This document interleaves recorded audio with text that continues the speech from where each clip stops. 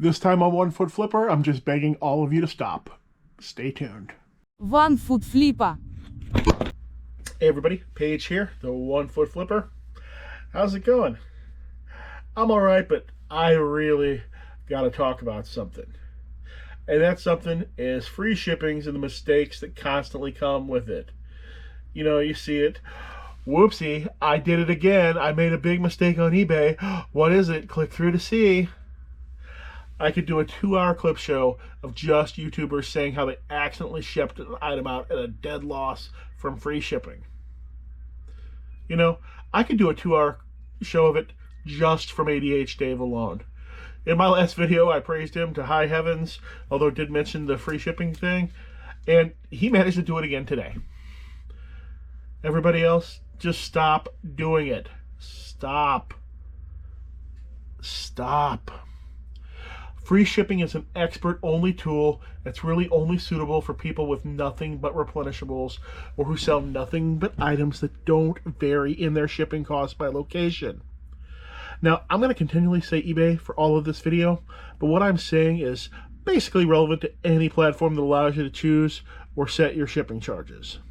Now, if you happen to be Billy the Postcard Boy and sell nothing but postcards, then sure, free ship it up, Billy. You know your shipping cost every single time. You could take into account with every single decision you make. Billy, you could take every single one of those postcards to the mailbox with free shipping on them and be 100% sure that you made the right choice. You can go to bed happy and confident, put this postcard of Astral Studies under your pillow, and be sure that the ghost of Abe Vigoda is eating a Butterfinger McFlurry and smiling down on you from high. But the rest of you, just stop. But Paige, free shipping has all these great things going for it. Alan, the auction anteater, he puts it on everything. He has 73,000 followers on OnlyFeed. And he puts free foot pictures in every single order. Really? Free shipping really only has two things going for it. First, it's a beacon that lures in the uninformed, perhaps I might even say unintelligent customer who doesn't comparison shop. It does this by ranking higher in best match and by giving the idea that the shipping is somehow actually free. And the second one is that sometimes people will order multiple items at the same time and you can clean up by shipping them together. And that's it. That's all it does. And the buying multiple items thing isn't even all that great. I have found that most people who buy multiple items from you will do so in separate transactions anyway. At least they do it for me all the time. And it creates the exact same effect without having to use free shipping. And for the more savvy customer who will actually put all their stuff in the cart at the same time and check out, I guarantee if you're a free ship person, they're going to be messaging you, asking you for a shipping discount anyway. Assuming you haven't done what many other free shippers already do anyway and have some sort of promotion that still encourages you to buy multiple items with a discount. So that whole free money thing, it's not really there. But Paige, the railroad reseller and the JDF both told me that free shipping has so much money coming in for them that they literally have to tell the ladies waiting to meet them to form a line outside. Well, I'm going to counter that with the fact that Tech and Sports, Daily Refinement, and nearly every 100% business-focused channel out there says to charge for shipping in some manner. Now, I prefer to do calculated shipping, not flat shipping, because flat shipping can get you into some of the same trouble areas that free shipping can get you into, but it's still better than free shipping. Now, we're going to get into what's bad about free shipping. You might want to grab a drink and a snack because it's going to be a long, long list. Matter of fact, this might be one of my longest rant videos ever. We'll see. First reason. It's impossible to safely run a sale. Yep. You can't just run a blanket % off sale if you've got free shipping. At least not safely. You can't decide, oh no, the water bill's due. I don't have any money. I need to make a bunch of money this weekend before the water bill. I'm going to run 35% off my entire store. And if you do that, that free shipping means that for some of those items, you might very well likely get paid less money for them than it will take for you to send out the item. And even if that's not the case, it vastly changes the value of what the percent off sale is from item to item, depending on what percentage of that item value is really shipping and what isn't. Changes it to a point where the percent off might be nothing in the grand scheme of things, or it can mean that you are actually just paying for the privilege to ship the item to the customer for free. All right, number 2. Free shipping makes it impossible to safely send or accept offers from your customers, at least not without doing a bunch of research. I use offers to watchers constantly. I send them out every day, several times a day. And if you don't have free shipping involved, it's easy. You can blast them out to your watchers 10, 20, 30, 300 at a time without having to put much any thought into it. But free shipping, you totally lose the ability to do that, at least not without risking losing large amounts of money. Every lowball offer you get, you need to then go back and figure out how much it's going to cost you to ship that item, often having no idea where you're going to have to ship the item in the first place. Do you want to be doing that? Why not just let Richie the rabid reseller do that instead and just not use free shipping? Number 3, free shipping means it's impossible to have a regular markdown schedule. Hey, none of us are perfect. Some of us don't even have a full set of legs. And no matter how much you know your prices, you're still going to find that the market shifts constantly. Fuggler merch might have been the hottest thing out there last year, but now it's cooling off. And I found most resellers, even myself included, will have the natural tendency to overprice their items. If you don't believe me, go look up any common media item, you know, any DVD with Tom Selleck in it. There'll be hundreds listed. 90% of those listings will be higher than anything in recent solds. And media is the single easiest item to comp. If people cannot price media correctly, then they can't price anything correctly. And that's most of us out there.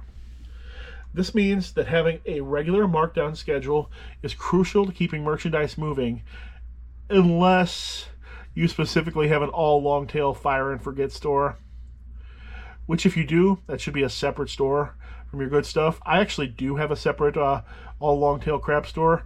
My 1footflipper store is my fire and forget store. I don't mark anything down in that store at all. I just let it sit because it's all dirt cheap long tail items that are mostly paper that ship in envelopes, and none of it's ever getting marked down. While my 1footflipper store gets all the good stuff. But in my 1footflipper store, I mark down everything in my store 3% per month, and I do it on the day it's set to roll over. The only exception is quantity items that already have sales. I leave those alone. Once every 6 months, I'll go at the same time and I'll price check every single thing that I've got quantity on.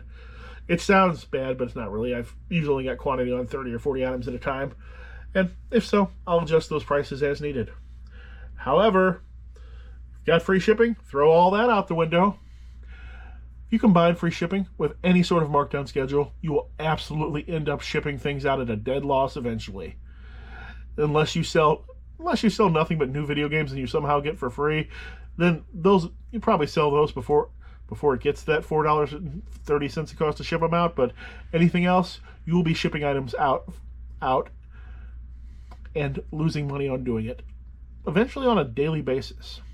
And also, what that does is takes a process that normally takes me about 1 minute a day, would turn into an hour a day, because I'd have to take the estimated shipping cost into account on each and every single item when I marked it down. Not only that, but I'd have to constantly be taking things out of my store and disposing of them because they just hit the threshold of losing money on mailing them to Washington State. And yes, I have to assume that every single item is going to be mailed to Washington State, because I don't do Alaska, Hawaii. Not sure why I don't, but I just don't. And so I assume they're all going to go to the furthest possible location. Meanwhile, if I was charging shipping, those items could stay up, have a chance for longer. Even terrible things might still get sold due to combined shipping. Something that's not going to happen if you bake the shipping into the cost. All right, 4th reason. Cannot charge return shipping when people return things if you never charged any shipping in the first place. Now, nobody likes returns, But if you use free shipping, you lose the ability to keep any of that shipping money when Kelly files that remorse return on that vintage Care Bear. You just ate the shipping both ways. Sure, you might have the REO Speedwagon bumper sticker on your 86 Mustang, but buddy, you're not going to have any money for concert tickets because you just wasted that money on Kelly's return because you had free shipping. She probably wouldn't have returned the darn thing if she knew she would have had to pay $8 to send it back. She'd have probably just kept it. Number 5, you have to manually refigure all of your prices every single time USPS changes their rates, or UPS, or whatever. See, shipping costs change all the time. Post office updates at least annually. Usually it's more than once a year. The negotiated rates that Pirate Ship and eBay has with the various carriers, they can change annually or more often. And between all of those, you can see that rates in something or another can be changing every couple of months, depending on what's going on there. If you're using free shipping, there's no easy way to account for that in bulk. Post office just updated their shipping costs. I've got 1,600 free shipping items with all sort of weights to them. What do I do to figure that out? I don't know. Now, you could, at least if you were smart in doing free shipping, you could have at least had the weight in the custom SKU, and then you would have had some sort of head start. Or, you could have put the weight in the weight thing too, but the weight, since weight doesn't show up in any manner when you search and look at your listings in my eBay, you'd have to put the weight in the custom SKU also in order to see it, or you'd have to edit each item manually.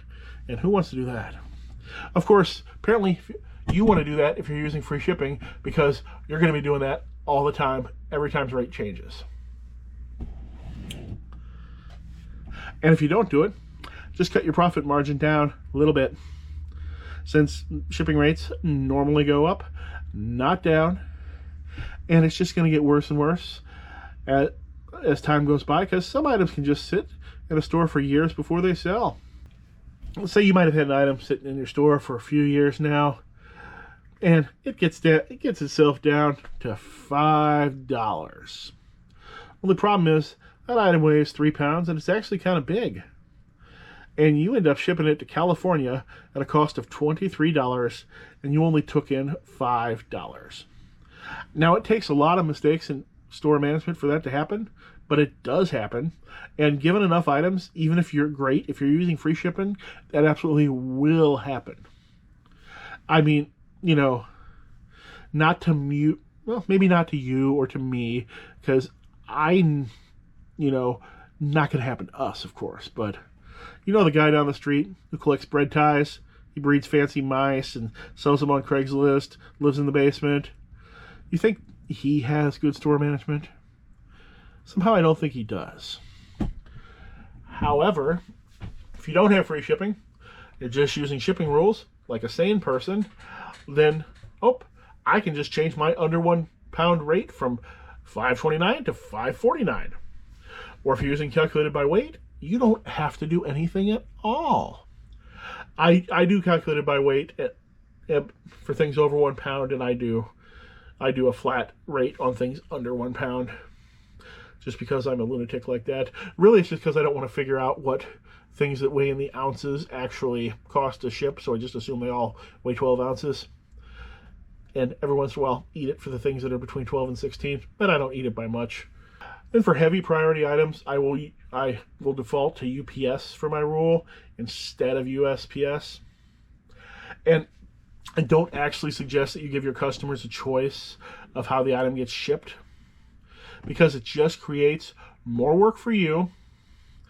Oh, look, Bob picked UPS.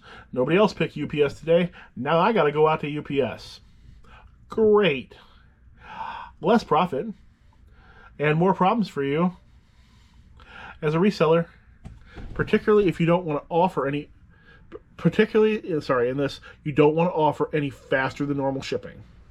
I know from working at a retailer in the past that customers who pay for faster than normal shipping have such a huge problem rate, you really don't want to be involved with them at all.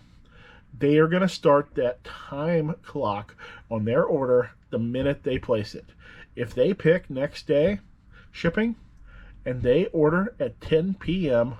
on Friday, your 3-day handling time doesn't matter to them. Nor does the fact that Saturday and Sunday aren't business days for you doesn't matter for them. They're going to expect that item to show up on Saturday.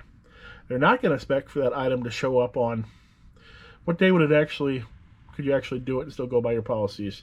Saturday and Sunday don't count. Monday, Tuesday, Thursday. They won't expect it to show up on Thursday, and they're going to file a return or a claim of some sort on that item because it wasn't there for the birthday party that they wanted it for, or for whatever reason they absolutely had to have it.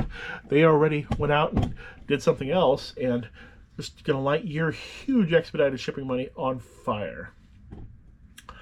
Number 6, customers who live close to you, the ones that it costs the least amount of money to send things to, they're never going to buy from you. They're going to get a better deal from somebody else with calculated shipping. I see my shipping cost can vary by 400, 500% depending on where in the country the customer is. And if I was using free shipping, I'd have to assume they're a little bit further away.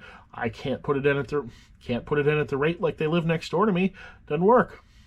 So what happens is your heavy items are going to continually be going to the furthest shipping zone because the guys who have calculated prices is going to be too high to those shipping zones. Instead, the guys with calculated shipping are going to be shipping to your zone.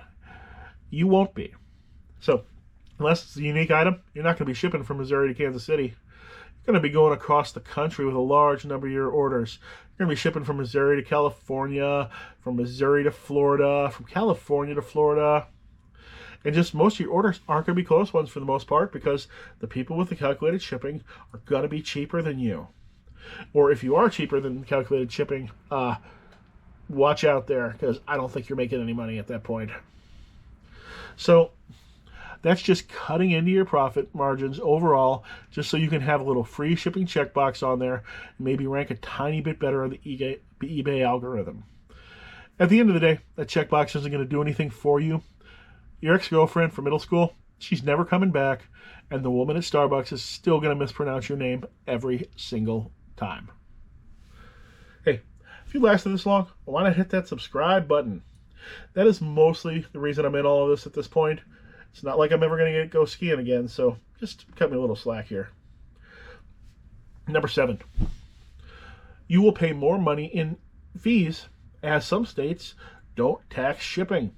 Pretty simple idea, isn't it? Some states just don't charge taxes on shipping. As of today, when I'm recording this, it's 19 states and Washington, D.C. do not charge taxes on shipping. Let's say you spend $20 on shipping a free ship item to one of those states, and say they had 8% tax. You just lit 21 cents on fire. Yeah, I know it doesn't sound like much, but it's even more if it's promoted listing, because then you're lighting that promoted listing fee on fire on that tax as well. Still doesn't sound like anything until you realize that if you're a free ship seller, you're going to be doing this at least twice a day, every day. Do that twice a day for a year. It's $157. Do that for 2 years. You could have purchased every single item on CommonwealthPicker.com.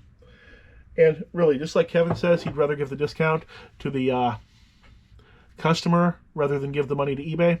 I would rather you give the money to Kevin than give the money to eBay.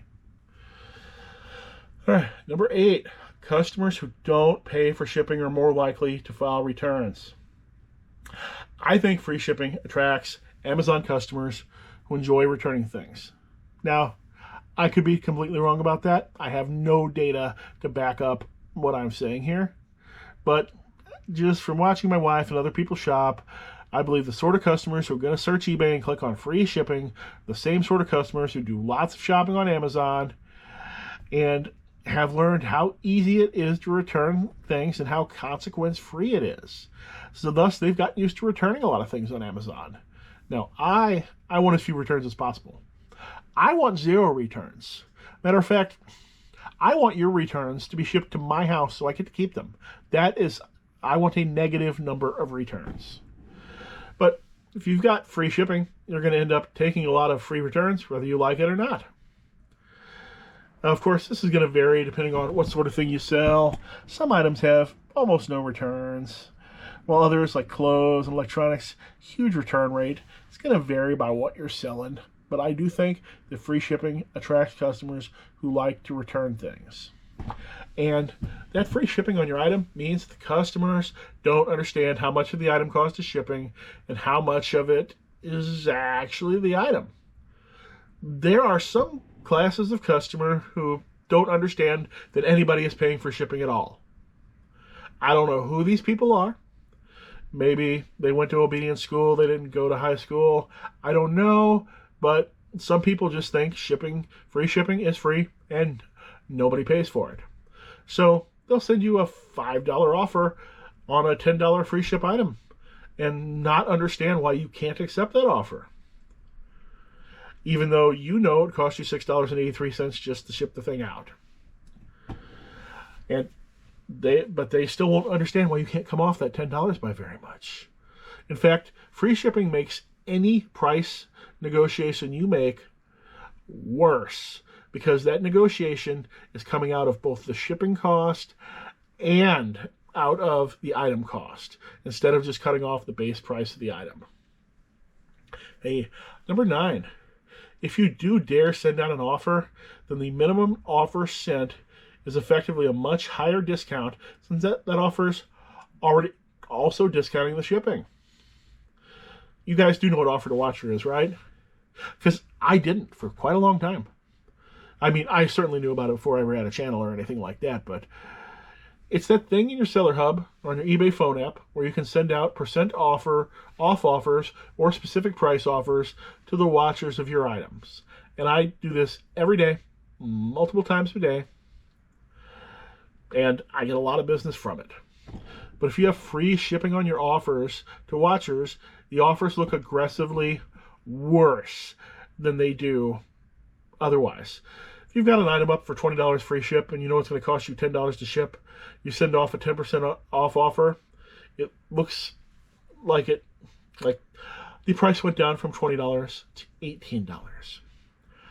While if you're charging $10 to ship and $10 for the item, you send off a 20% off offer, the price went down from $10 to $8, and even though it's the exact same amount of money, in the customer's head, it actually looks like a much bigger discount.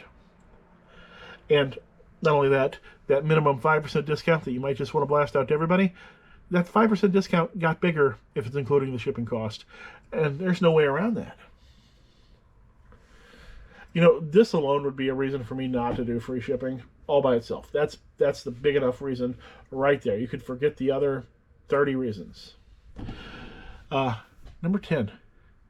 If you don't ever do free shipping, then you can't ever accidentally do free shipping. You know, you've seen it in other people's videos. I mean, not mine, but other people. They say they put their item up and they accidentally attach free shipping to it. Maybe they're selling similar off their own item. They picked the wrong shipping rule off a drop-down box. Doesn't matter how they did it. Could be a $5 mistake, could be a $50 mistake. But if they never used free shipping in the first place, ever, there's no free shipping rule to accidentally select. There's no muscle memory or anything else that's going to make you put free shipping on an item when you never use free shipping. Now, I know that my viewers are far too attractive to make a mistake like this, but there are other people out here who are not viewers of this channel, and they are making mistakes like that. And really, I would hate for that to happen to anyone. Hey, thanks. I think that's all I have for today. Be sure and tell me how wrong I am in the comments. Thanks. Hope to see you again soon. See, that's One Foot Flipper's nonsense video.